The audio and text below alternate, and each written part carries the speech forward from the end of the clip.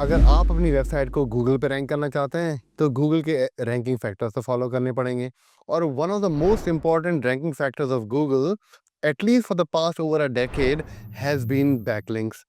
Almost हर दूसरा SEO specialist backlinks की इंपॉर्टेंस को एम्फसाइज करता है और जनरली हम जानते हैं कि बैकलिंक बहुत ज़्यादा इंपॉर्टेंट है गूगल के लिए। तो इस वीडियो में आपको बताऊंगा कि बैकलिंक्स होते क्या हैं, वो क्यों इतने इंपॉर्टेंट हैं, कौन से different types of backlinks out there हैं और गूगल कैसे डिटरमिन करता है कि कौन से बैकलिंक्स क्वालिटी बैकलिंक्स हैं और कौन से बैकलिंक्स पुअर क्वालिटी बैकलिंक्स हैं। तो इस वीडियो को मैंने 3 सेक्शन में डिवाइड कर लिया आपके लिए। सेक्शन 1 है what are backlinks and why are they so important. Number 2 है how does Google determine the quality of backlinks और सेक्शन 3 है what are the different types of backlinks out there. Without further ado let's jump right into the video. Section 1 है what are backlinks and why are they so important. Let's say दो websites हैं, website A और website B. अब website B ने एक blog लिखा है और वो आपकी वेबसाइट को मेंशन कर रहा है और उन्होंने एक हाइपरलिंक भी डाल दिया है। इसका मतलब है कि जब कोई वो ब्लॉग पोस्ट पढ़ेगा और उस हाइपरलिंक को क्लिक करता है, वो यूजर डायरेक्टली आपकी वेबसाइट पे लैंड कर जाता है। इस हाइपरलिंकिंग को from one website to another SEO की जबान में इसे बोलते हैं बैकलिंक। लेकिन ये बैकलिंक एसईओ के लिए क्यों इतना इंपॉर्टेंट है? वो इसलिए इंपॉर्टेंट है क्योंकि ये एक कॉन्फिडेंस प्रोवाइड करता है from one website to another. Let's say अगर वेबसाइट ए है और द 10 अलग अलग वेबसाइट्स आउट देयर हैं जो कि वेबसाइट ए को हाइपरलिंक प्रोवाइड करती है, यानी कि बैकलिंक प्रोवाइड करती हैं, तो गूगल की जबान में वो 10 websites vote of confidence provide कर रही हैं वेबसाइट ए के लिए। और ये ऐड करता है गूगल के ट्रस्ट फैक्टर को कि अगर 10 अलग अलग वेबसाइट्स आपकी वेबसाइट को ट्रस्ट करती हैं तो इसका मतलब है एटलीस्ट 10 वेबसाइट्स के लिए आपकी वेबसाइट ट्रस्टवर्दी है। और गूगल इसे कंसिडर करता है वोट ऑफ कॉन्फिडेंस और इसीलिए नंबर ऑफ बैकलिंक्स एक इंपॉर्टेंट रैंकिंग फैक्टर है। अगर आपको सोशल मीडिया की ज़बान में समझाने की कोशिश करूं तो अगर किसी यूट्यूब पेज पे ज़्यादा से ज़्यादा फॉलोअर्स होंगे तो वो पेज यूज़र्स के लिए भी ट्रस्टवर्दी हो जाता है और वो यूट्यूब पे यूट्यूब के लिए भी ट्रस्टवर्दी रहता है। उसी तरीके से अगर एक फेसबुक पेज पे लाखों लाइक्स हैं तो वो यूज़र्स के लिए भी ट्रस्टवर्दी हो जाता है और वो पेज फेसबुक के खुद के लिए भी बहुत ट्रस्टवर्दी पेज हो जाता है। और उसी तरीके से यही फिनोमेनन गूगल ने रिप्लेस किया है वेबसाइट्स में इन द फॉर्म ऑफ बैकलिंक्स कि जिस वेबसाइट के पास ज़्यादा ज़्यादा बैकलिंक्स होंगे गूगल उसका ट्रस्ट फैक्टर इंक्रीज करेगा। तो ये था सिंपल लैंग्वेज में कि बैकलिंक्स क्या हैं और वो क्यों इतने इंपॉर्टेंट है एसईओ के लिए। अब सेक्शन 2 पे जंप कर जाते हैं। अब सेक्शन 2 है how does Google determine the quality of backlinks. 2011 से पहले ही गूगल ने बैकलिंक्स को एक एसईओ रैंकिंग फैक्टर डिटरमिन कर लिया था, लेकिन बहुत सारे लोगों ने इसको मिसयूज किया। हर एक होस्टिंग पे 100 साइटें खड़ी कर दी, सिंगल पेज साइट्स, और सबको अपनी मेन साइट को उन 100 साइटों से बैकलिंक प्रोवाइड कर देते थे। तो इससे क्या होता था, 100 यूजलेस साइट्स एक साइट को बैकलिंक प्रोवाइड करती थी और गूगल उसको समझता था कि यार ये तो 100 अलग अलग साइट्स इसको ट्रस्ट कर रही हैं और तो इसकी ये कितनी इंपॉर्टेंट साइट होगी। तो ये जो ब्लैक हैट एसईओ टेक्निक्स थी उसकी वजह से गूगल ने 2011 में एक गूगल कोर अपडेट की जिसका नाम था पेंडा एल्गोरिथम अपडेट। ना वो पेंडा एल्गोरिथम अपडेट थी क्या, वो थी बैकलिंक्स में एक इंपॉर्टेंट चीज इंट्रोड्यूस करना जो थी क्वालिटी ऑफ बैकलिंक्स। अब क्वांटिटी इतनी मैटर नहीं करेगी जितनी क्वालिटी मैटर करेगी, ताकि ये जो सारे बिजनेसेस जिन्होंने black hat SEO techniques apply की थी और फेक साइट्स खड़ी करके अपनी वेबसाइट को ज़्यादा बैकलिंक्स प्रोवाइड करने की कोशिश की, तो वो सारी टेक्निक्स साइड पे हो जाएं। इसीलिए गूगल ने ये पेंडा एल्गोरिथम अपडेट की। अब पेंडा एल्गोरिथम से क्या गूगल ने डिटरमिन किया, quality of backlink is superior than quantity of backlink. अब उसके बाद से ये जो गूगल की quality score determining the quality of a backlink वो इम्प्रूव होता गया है, लेकिन उसका जो कोर है वो सेम है। अब गूगल कैसे डिटरमिन करता है क्वालिटी ऑफ बैकलिंक, वो है इन 5 मेन चीज़ों से। नंबर 1 है कि आपका बैकलिंक किसी क्वालिटी वेबसाइट से आ रहा है या लो क्वालिटी वेबसाइट से आ रहा है। तो क्वालिटी ऑफ बैकलिंक स्टार्ट होती है कि जो वेबसाइट आपको बैकलिंक प्रोवाइड कर रही है क्या वो खुद ही एक थर्ड ग्रेड की लो अथॉरिटी वेबसाइट है या हाई क्वालिटी वेबसाइट है जो कि जिसकी हाई डोमेन अथॉरिटी है। तो ये हो गया एक फैक्टर।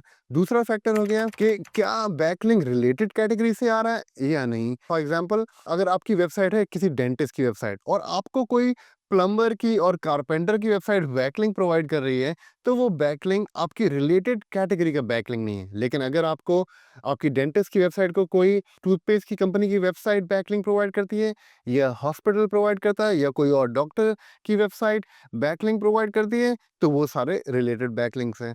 तो गूगल ने ये रिलेटेड बैकलिंक्स का गेम डाल के पूरी गेम चेंज कर दी, क्योंकि अब नॉन क्वालिटी बैकलिंक्स वो इंपॉर्टेंट नहीं रहे। थर्ड फैक्टर है पेज रेलेवेंसी।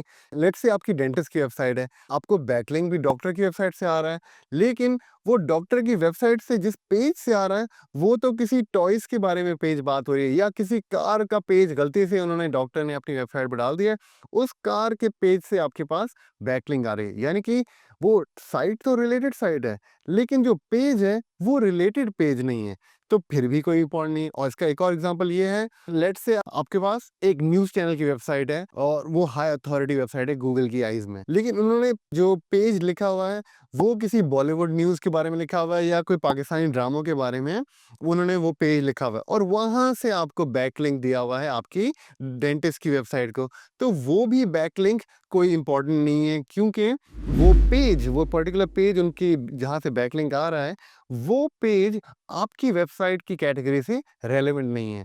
तो पेज रेलेवेंसी भी बहुत काउंट करती है। उसके बाद आ गया फॉलो या नो फॉलो बैकलिंक। अब फॉलो या नो फॉलो बैकलिंक वो सिर्फ इतना है, वो देखने के लिए तो बहुत मायने चीज़ है, लेकिन असल में बहुत बड़ा इम्पैक्ट डालती है। जब कोई वेबसाइट दूसरी वेबसाइट को बैकलिंक प्रोवाइड करती है, वो अपनी वेबसाइट पे एक हाइपरलिंक का HTML टैग डालते हैं।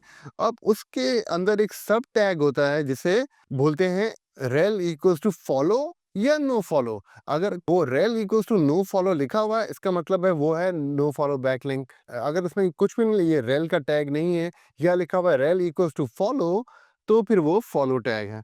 लेकिन ये फॉलो या नो फॉलो टैग है क्या? ये होता है अगर कोई वेबसाइट आपको बैकलिंक प्रोवाइड करे और उन्होंने फॉलो बैकलिंक डाला है, इसका मतलब है कि उन्होंने बैकलिंक होने के साथ साथ एक एडिशनल चीज भी डाल दी है जिसे बोलते हैं फॉलो। यानी कि वो चाहते हैं कि आपकी उनकी अपनी वेबसाइट का लिंक जूस आपकी वेबसाइट पे ट्रांसफर हो पाए। जैसे कि यूट्यूब चैनल्स में होता है सब्सक्राइब और हिट द बेल आइकॉन, तो ये दो चीजें होती हैं। उसी तरीके से बैकलिंक्स में एक होता है बैकलिंक प्रोवाइड करना इन the form of a hyperlink, और दूसरा होता है कि अगर आप फॉलो करना चाहते हैं उसमें फॉलो टैग डाल दें अपने हाइपरलिंक पे, अगर फॉलो नहीं करना चाहते उस वेबसाइट को तो उसमें नो फॉलो का टैग डाल दें। इससे गूगल डिटरमिन करता है कि क्या आप उनको वेबसाइट को बैकलिंक तो प्रोवाइड कर रहे हो, लेकिन क्या आप चाहते हो कि आपकी वेबसाइट की कुछ अथॉरिटी दूसरी वेबसाइट पे भी ट्रांसफर हो। तो इससे गूगल डिटरमिन करता है कि वाकई आपकी वेबसाइट इतनी इंपॉर्टेंट है या नहीं है, अगर कोई आपको फॉलो या नो फॉलो लिंक प्रोवाइड करता है अकॉर्डिंगली। अगर फॉलो लिंक प्रोवाइड करता है तो इससे गूगल अंडरस्टैंड कर जाता है हाँ भाई, आप वो वेबसाइट चाहती है कि उनका पेज अथॉरिटी या लिंक अथॉरिटी आपकी वेबसाइट की अथॉरिटी पे भी ट्रांसफर हो। अगर कोई नो फॉलो स्पेसिफिक डिटरमिन करता है और लिंक तो प्रोवाइड कर लिया, तो कोई लिंक जूस आपकी वेबसाइट पे ट्रांसफर नहीं हो पाता। तो यानी कि कोई अथॉरिटी किसी और साइट की आपकी साइट पे ट्रांसफर नहीं होती है। तो ये एक और फैक्टर था, follow backlink versus no follow backlink. Next factor है जो डिटरमिन करता है क्वालिटी ऑफ बैकलिंक, वो है जिस पेज से आपका बैकलिंक आ रहा है, क्या वो बैकलिंक वहां पे नेचुरली फ्लोइंग था या पेड बैकलिंक है। अब नेचुरली फ्लोइंग बैकलिंक होगा कि कोई जेन्युइन आर्टिकल लिखा हुआ है और उन्होंने मेंशन करते करते आपके बिजनेस को मेंशन किया और कोई यूजर हाइपरलिंक करके आपकी वेबसाइट पर आ गया। अगर पेड बैकलिंक है तो वो हो सकता है in the form of ad हो, या एक बटन लिखा हुआ बाय नाउ, और उस तरीके से आपकी वेबसाइट पे बैकलिंक तो आ रहा है, लेकिन ये गूगल को इंडिकेशन चली जाती है कि यार ये नेचुरली फ्लोइंग बैकलिंक नहीं है। यानी कि अगर गूगल को ये इंडिकेशन जाती है कि ये नेचुरली फ्लोइंग बैकलिंक है, तो वो बैकलिंक की स्ट्रेंथ और क्वालिटी बढ़ा देता है। लेकिन अगर गूगल को ये इंडिकेशन जाता है कि जो बैकलिंक एक वेबसाइट से दूसरी वेबसाइट पे फ्लो हो रहा है वो नेचुरली फ्लोइंग बैकलिंक नहीं है, लेकिन पेड बैकलिंक है, तो फिर गूगल उसकी बैकलिंक की स्ट्रेंथ स्कोर या क्वालिटी स्कोर को कम कर देता है। तो ये 5 चीज़ें थी मेनली आपकी क्वालिटी ऑफ बैकलिंक को डिटरमिन करती हैं। तो इसीलिए जब भी आप बैकलिंक एक्वायर करने की कोशिश करें तो मेक श्योर करें कि वो एक क्वालिटी वेबसाइट से आ रहा हो, एक रेलेवेंट वेबसाइट से आ रहा हो, एक रेलेवेंट पेज से आ रहा हो। कोशिश करके वो बैकलिंक फॉलो होना चाहिए और उनके वेब पेज पे आपके बिज़नेस का मेंशन एक नेचुरली फ्लोइंग मेंशन लगे, ना कि एक पेड मेंशन लगे। ये थे 5 factors that determine the quality of a backlink. अब आ जाते हैं नेक्स्ट सेक्शन पे, जो कि है what are the different types of backlinks out there. अब मेनली तो 2 ही डिफरेंट टाइप्स ऑफ बैकलिंक्स हैं, जो कि एक है टेक्स्ट फॉर्म ऑफ बैकलिंक, दूसरा है इमेज फॉर्म ऑफ बैकलिंक। लेकिन ये दोनों बहुत अलग-अलग तरीके से यूज़ होते हैं डिफरेंट बैकलिंक टाइप्स में। मैं आपको कुछ टेक्स्ट बैकलिंक से एग्जांपल देता हूँ पहले। अगर किसी जर्नलिस्ट ने अपनी आर्टिकल में आपके बिज़नेस का मेंशन किया है, या किसी और वेबसाइट ने एक ब्लॉग लिखा और आपके बिज़नेस को मेंशन किया, यानी कि एडिटोरियल बैकलिंक आया, तो वो होगा टेक्स्ट की फॉर्म में भी हो सकता है, वो फ़ोटो की फॉर्म में भी हो सकता है। क्योंकि उन्होंने हो सकता है आपकी वेबसाइट के बारे में लिखा हो कि oh this dentist is one of the best dentist in the area for example, right? और फिर उन्होंने आपकी वेबसाइट को हाइपरलिंक प्रोवाइड कर दिया। तो ये इन द फॉर्म ऑफ टेक्स्ट भी हो सकता है, या below is a photo of one of the best dentist in UAE for example, right? तो और वो उन्होंने आपकी फ़ोटो लगा ली और उन्होंने हाइपरलिंक प्रोवाइड कर दिया आपकी वेबसाइट को। तो ये टेक्स्ट और फ़ोटो फॉर्म ऑफ बैकलिंक्स इस तरह होते हैं। तो बहुत अलग-अलग तरीके के बैकलिंक्स आउट दे रहे हैं, जैसे कि editorial backlinks, comment backlinks, forum backlinks, directory या business profile backlinks, guest blogging backlinks, free tool backlinks, social media backlinks और गवर्नमेंट साइट के बैकलिंक्स। और भी बहुत सारे तरीके के बैकलिंक्स आउट दे रहे हैं, लेकिन ये हैं जो few of the most important ones और few of the most commonly used ones हैं। अब मैं अगर इनमें से साइड कर दूं कौन से इंपॉर्टेंट है और कौन से इंपॉर्टेंट नहीं है गूगल की आइज में, तो मोस्ट इंपॉर्टेंट वंस हो गए editorial style backlinks, image backlinks in the form of badges और infographics, free tool backlinks और गवर्नमेंट वेबसाइट बैकलिंक्स। अब ये वाले बैकलिंक्स क्यों इतने इंपॉर्टेंट होते हैं? क्योंकि अगर कोई गवर्नमेंट की वेबसाइट आपकी वेबसाइट को लिंक प्रोवाइड करती है, और गवर्नमेंट की वेबसाइट यूजुअली गूगल के लिए बहुत ट्रस्टवर्दी होती हैं, तो वो आपके लिए बहुत इंपॉर्टेंट बैकलिंक होता है। नंबर 2 है फ्री टूल बैकलिंक्स।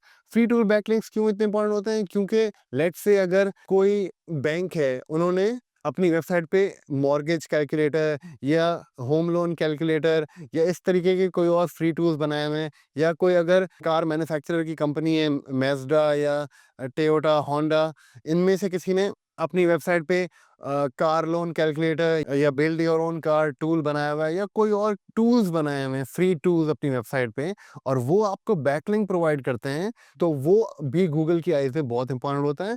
क्योंकि जो फ्री टूल्स होते हैं ये हज़ारों लाखों लोग यूज़ करते हैं और ये हाई ट्रैफ़िक पेजेस होते हैं। अब हाई ट्रैफ़िक पेजेस में से थोड़ी भी ट्रैफ़िक आपकी वेबसाइट पे आ जाती है, तो वो आपकी वेबसाइट पे ज़्यादा एंगेजमेंट और कुछ सेल्स प्रोड्यूस कर सकती है। तो ये जो फ्री टूल्स से बैकलिंक आते हैं, तो वो डायरेक्टली या इनडायरेक्टली आपकी वेबसाइट के लिए बहुत बेनिफिशियल हो जाते हैं।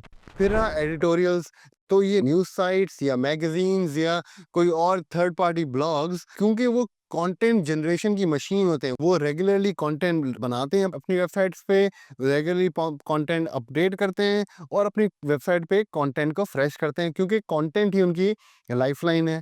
तो गूगल उनके कंटेंट को बहुत ट्रस्ट करता है, और जब ऐसी हाई अथॉरिटी साइट्स आपकी साइट को बैकलिंक प्रोवाइड करती हैं, तो वो अगेन बहुत ट्रस्टवर्दी बैकलिंक हो जाता है गूगल की आइज़ में।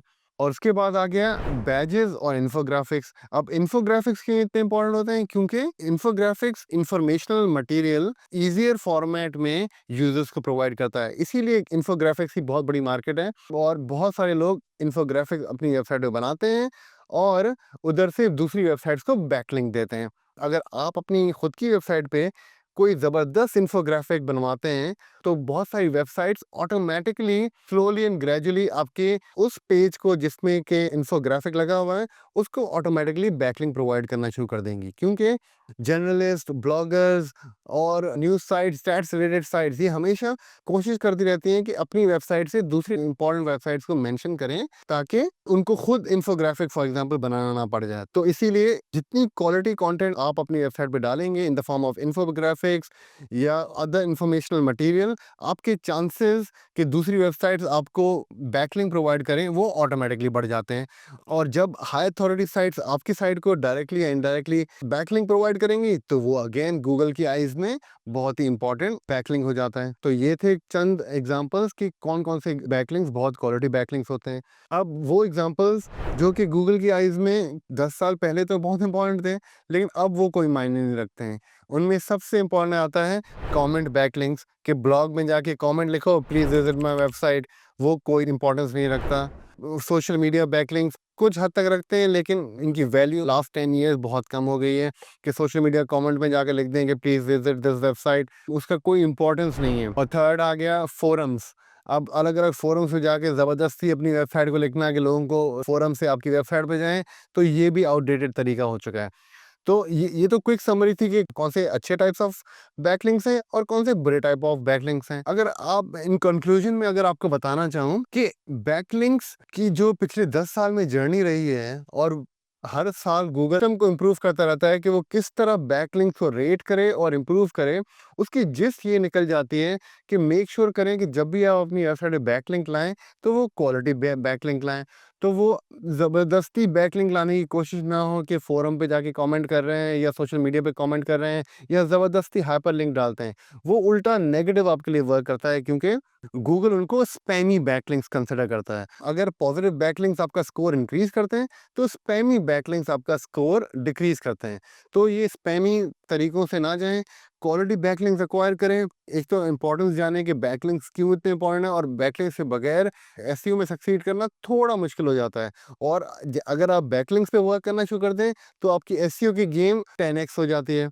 तो इन कंक्लूजन एसईओ बैकलिंक्स पे फोकस कीजिए, अंडरस्टैंड कीजिए कि क्वालिटी ऑफ बैकलिंक्स क्या होते हैं और कौन से डिफरेंट टाइप्स ऑफ बैकलिंक्स हैं जो कि आपको अक्वायर करने चाहिए अपनी वेबसाइट के लिए, और कौन से वो टाइप्स ऑफ बैकलिंक्स हैं जिनसे आपको दूर भागना चाहिए। तो ये थी क्विक समरी बैकलिंक्स के बारे में। I hope you enjoyed the video. Please do subscribe to my channel if you haven't already, and I'll see you guys in the next video.